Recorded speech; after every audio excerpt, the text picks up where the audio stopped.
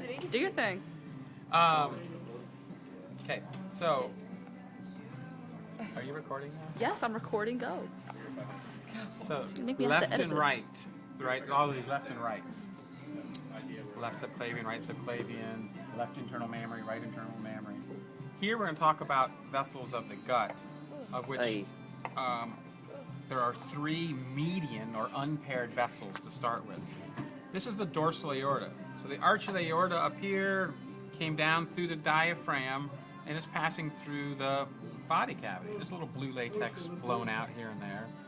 But this vessel here is here, and it eventually goes down here and splits out for the legs. You're supposed to look at some of the paired vessels in here that go to the kidneys and the body wall and so forth, and ends up going on the legs. We're focused right here on 1, 2, 3 median vessels go to the gut. The first one is called celiac, C-O-E-L-I-A-C, and then cranial mesenteric, and then caudal mesenteric arteries. 1, 2, 3. Each of which inconveniently has a number of branches. Yes, right. This is the celiac, right? See this little guy right here? This is, by the way, you see these around here and there, a lymph node. More of them you might find around the gut, for instance. So celiac comes up. Here's an obvious branch, maybe a centimeter up, called the left gastric. What continues up here is called the splenic. And that splits here.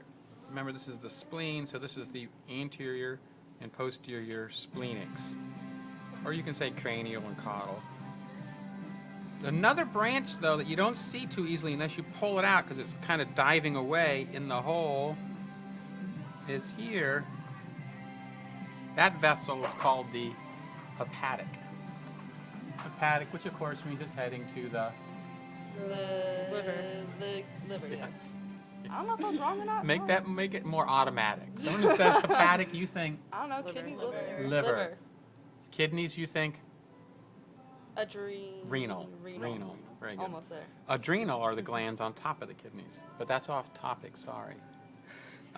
So now we're going to flip the viscera over.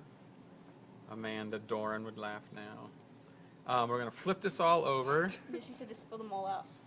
and here's that hepatic right here that's coming over, and here it kind of tees. The main flow of the hepatic stays this way, going to the liver, and this is called the gastroduodenal. It's coming from the hepatic, heading towards the duodenum and the pancreas. Gastroduodenal. Once you get to this point, there are branches coming off which we're ignoring, and if you look in your text, you'll see vessels in this area. If you hear the sound of my voice, just do the ones I'm saying. So, when you get here, this artery continuing along the duodenum, but next to the pancreas, has got an awful name that, of course, is the kind I love. That's the anterior pancreaticoduodenal. Pancreaticoduodenal has 9 syllables. So if you want to learn to write it, you should remember something like that. Pancreaticoduodenal. See? And, okay. So that's it for the celiac. What's the yellow stuff? That's the hepatic portal vessels, which we'll cover, and has a lot of the same names. I'll do the arteries first, and then we'll go revisit the yellow. So this was the cranial mesenteric. The cranial mesenteric is coming up towards the rest of the small intestine and the large intestine. And you kind of have to lay things out and know what stuff is. Kind of recognize it on sight so you can name some of these vessels. Here's cranial mesenteric. This is the cecum right here. This is the ileum. So the branch of the cranial mesenteric that goes to the ileum and the cecum is called the ileocolic. Okay? There's a branch that goes here to the transverse and descending colon. It's called the middle colic. There's a branch of the cranial mesenteric artery here. This is the cranial mesenteric. Here's a branch right here that's coming over between the pancreas and the duodenum, right? It's coming up here and running between the pancreas and the duodenum. It must be the posterior pancreaticoduodenal. my god. The Whenever you word anterior that- and posterior pancreatical duodenals are flowing here and here and anastomose, so they flow into one another. The last branch of this is again craniomesenteric, the last branch is within the twisty turns of the small intestine. Those are called intestinal arteries. Okay? They don't have names. It's just like intestinal. All of them intestinal. If you want to call it intestinal, 1, 2, no. Just intestinal. Let's not do that. This is the end of the descending portion of the large intestine or colon. That's the caudal mesenteric artery. And there are little branches. The main flow that we need to concern ourselves with is that the craniomesenteric continues along the colon as a left colic. And remember, in life, this is kind of on the left side. There is occasionally a right colic, but when you see vessels called occasional, that means that I won't ask. Don't worry about it. No stress. So Carrie asked about the yellow. So why not discuss the hepatic portal system? Thanks, Carrie. Why not? Now, this breaks, and so you sometimes use your imagination a bit because vessels break off. This is called the hepatic portal system. It drains the viscera to the liver. So the portion that's actually a hepatic portal is like this fat part that's the last inch or 3 centimeters before it enters the liver. Okay? Something that flows into the middle of the hepatic portal right here is this vessel. That artery was called gastroduodenal artery. This would be the gastroduodenal vein, which is not continuous anymore. And of course, that's anterior pancreaticoduodenal vein, the yellow part which flows into gastroduodenal vein into the hepatic portal. Another way to ask that is, what are those two together? That's anterior pancreaticoduodenal artery and vein. Gastroduodenal artery and vein. Okay.